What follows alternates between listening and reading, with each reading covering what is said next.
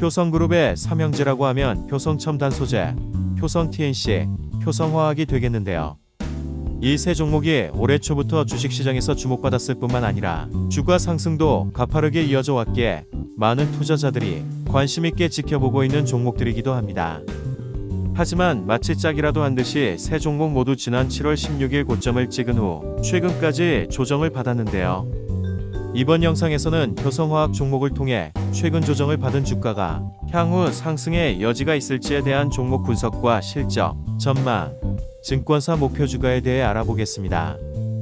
효성화학은 시가총액 1조 2696억 원으로 코스피 200위권에 랭크된 종목으로 폴리프로필렌과 나일론 필름, 반도체와 디스플레이 공정에 사용되는 산불화질소 특수가스 등을 제조하고 판매하는 화학기업입니다. 대주주로는 주식회사 효성이 약 20.17%의 지분을 가지고 있고 국민연금공단이 약 9.94%의 지분을 보유 중이며 외국인 비중은 약 9.79% 정도 차지하고 있습니다.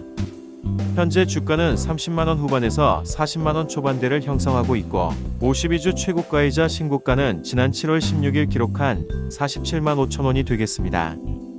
효성화학의 주가는 고점을 기점으로 약 한 달 사이 33% 급락하는 모습을 보였는데요. 코로나19 재확산으로 인한 경기 둔화 우려와 주가 피크아웃에 대한 우려가 겹치며 주가가 조정을 받은 것으로 시장은 풀이하고 있습니다. 하지만 최근 저점을 형성했던 주가가 낙폭과대에 따른 매수가 들어오며 조금씩 반등하고 있는 모습을 보이는데요. 거기에다 최근엔 향후 효성화학의 주가와 사업을 긍정적으로 보며 다시금 투자 의견을 제시한 리포트도 발간됐습니다. 하나금융투자의 리포트에 따르면 최근 동종업을 영위하는 SK머티리얼즈가 SK에 흡수 합병되는 이슈로 인해 그 대안으로 효성화학이 제시되어 다시금 투자자들의 관심을 받고 있습니다. 보고서에 따르면 다가올 12월 1일 SK머티리얼즈의 합병과 소멸로 인해 사실상 반도체 및 디스플레이용 특수가스 대장주가 사라지며 그 투자 대안이 바로 효성화학이라고 제시하고 있는데요. 참고로 반도체와 디스플레이에 사용되는 산불화질소 특수가스의 생산량은 SK머티리얼즈가 1만 2천 톤인 것에 비해 효성화학은 40% 수준인 4,800톤 정도입니다. 이렇게 캐파의 차이가 있고 고부가 부산물의 생산 능력 차이에 따른 이익률 차이로 인해 상대적으로 효성화학이 SK머티리얼즈에 비해 부각받지 못했는데요.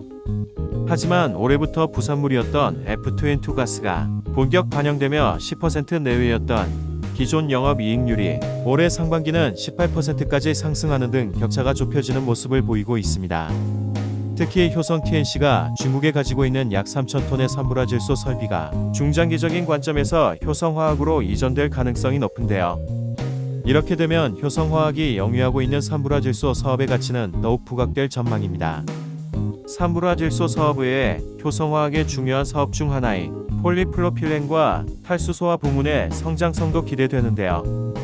베트남의 연간 60만 톤 생산 가능 증설이 마무리됐고 9월부터 본격적인 생산에 돌입하게 되면 현재 대비해 2배 확대된 캐파를 확보하게 될 예정입니다. 최근 발간된 증권사 리포트에서 제시된 효성화학의 목표 주가와 목표가 제시 이유에 대해 알아보겠습니다. 먼저 8월 19일 발간된 대신증권 리포트에서는 투자 의견의 매수로 유지했지만 목표가를 하향한 57만원을 제시했고 가장 최근에 발간된 하나금융투자의 리포트에서는 매수 의견을 유지하며 목표가 하향 없이 기존의 70만원을 제시했습니다. 가장 최근 발간된 하나금융투자의 리포트를 기반으로 효성화학의 전망과 목표가 제시 이유에 대해 살펴보면 첫 번째, 앞서 말했던 효성화학의 산불화질소 사업의 가치가 시장에서 새롭게 주목받으며 주가가 리레이팅 될 가능성이 있기 때문입니다.